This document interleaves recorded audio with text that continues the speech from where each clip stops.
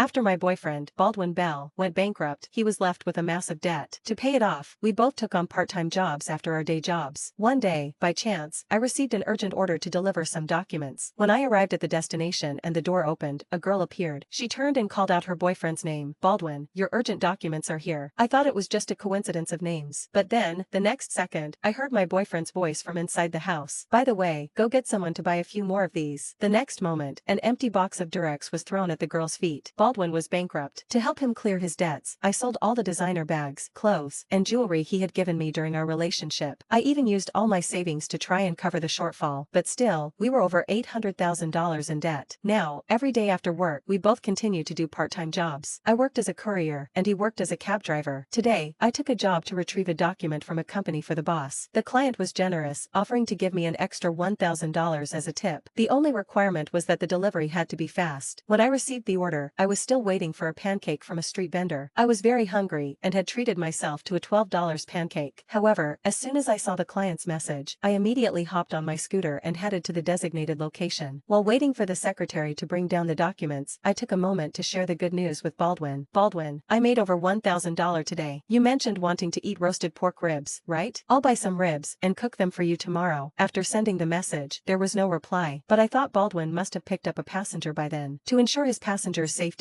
he usually didn't reply to my messages while driving. It would only be after he was free that he would reply to my messages. This had become our unspoken agreement. I would just send him messages and wait for him to have the time to reply, providing me with emotional satisfaction. We never complained about the unfairness of fate. Even at our lowest, we simply held each other's hands, watching the slowly rising sun through the window, silently vowing to make a lot of money. The destination was quite far this time, but thinking of the generous tip, I felt fortunate to have grabbed this order. When I arrived at the villa complex, I was stopped by the security guard. He glanced at my scooter and declared loudly, "Outside vehicles are not allowed in the community." With the clock ticking on my delivery deadline, I sensed an underlying message in his words. I parked the scooter by the roadside, clutched the documents in my hand, and hurried into the villa area. I ran all the way to the destination, where a young girl opened the door. She was dressed in a white bathrobe, with a shower cap on her head, and wet strands of hair along with frantic kiss marks on her neck, revealing the recent events inside the villa. She stood on the steps, arms crossed and leaning against the door frame, emanating a pleasant fragrance of gardenia. Seemingly annoyed at being interrupted, she asked impatiently, "Yes? What's the matter?" I handed her the documents. "Hello, here are your documents." She took the documents with a puzzled look, but after scanning the contents, her expression cleared. She casually flipped through the documents in the folder. "These are my boyfriend's documents." After handing her the documents, I was about to leave when she called out her boyfriend's name into the house. "Baldwin, your urgent documents are here." A voice quickly responded from inside. "Bring them in for me. They're quite important for a meeting later." "I'll take a shower first." The voice froze me in my tracks. It was all too familiar, so much so that I could almost picture the expression of the person speaking. Before I could react, a box was thrown out from inside. Baldwin's voice came again from inside the house. "Oh, by the way, get someone to buy a few more of these." The empty box rolled on the ground and stopped at the girl's feet. She bent down to pick it up and then tossed the box at me. "Please buy a few more of these for us. We need them urgently. I'm allergic to silicone. Make sure to get the hyaluronic acid ones. When you come back with them, I'll add $2,000 to your tip." I stiffly bowed my head, saw the bold letters Durex on the box, and felt a tightness in my throat, breathing as if forcibly restrained. It was 2:30 a.m. when Baldwin Bell returned to the rental house. I sat down on the floor and tended to the wound on my leg. I didn't even look up when I heard the commotion coming from the foyer. Baldwin Bell didn't seem to think why I was up so late. "Still not sleeping? Just in time. The other day you said you wanted to eat crayfish. Today I bought 2 pounds back." He walked over to me and set the crawfish in his hand aside. My eyes seemed a little flustered when they touched the cuts on my knees and arms. "You're hurt? What happened?" My tone was calm. "I accidentally dropped it while delivering a list today." He took out a new cotton swab and sprayed some iodophor onto it before carefully cleaning my wound. When I got a little closer to him, I could smell the fresh scent of his body wash, exactly the same as the scent on the woman who opened the door today. After a day's work on the construction site and a part-time job as a dropshipping driver at night, it's amazing that you don't even have the slightest odor of sweat on you. He is now, surprisingly, even so negligent in his disguise. Does he think I'm too easy to fool, or does he just not care to pretend in front of me? After I left the villa area, I was followed by a couple of sports cars that just looked like they cost a fortune. Those two biters sat in the car and made several malicious aliases. They seemed to make fun of it, watching me fall to the ground in a heap before laughing and leaving. Their conversation, of course, reached me word for word. "Baldwin Bell will be pissed off if we do this, right? You're overthinking it, aren't you? How could you be mad at us because of this woman? What is Baldwin Bell? How can you possibly like her? Besides, Joanne Bentham is all the way back home, and sooner or later Baldwin Bell is going to have to break it off with her. There Their car was fading away, but their voices were unmistakable to me, as if they had a megaphone placed around them. A stabbing pain in my knee pulls my thoughts back. I looked into Baldwin Bell's eyes, trying to find in them the guilt, the heartbreak of having cheated someone. Baldwin Bell tossed the swabs into the trash can, as if my words were just too few tonight, and he looked up quizzically. "What's wrong with you tonight? Why don't you talk at all?"